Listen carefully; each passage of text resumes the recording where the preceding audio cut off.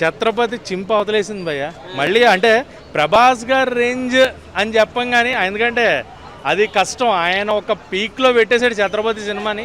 100% ఆ ఎక్స్పెక్టేషన్స్ ఏవైతే ఉన్నాయో అది అందుకున్నట్టే కనిపిస్తుంది. బెల్లంకొండ శ్రీనివాస్ ఎంతవరకు చేయాలో అంతా 100% అయితే ఇచ్చేసాడు కంప్లీట్గా.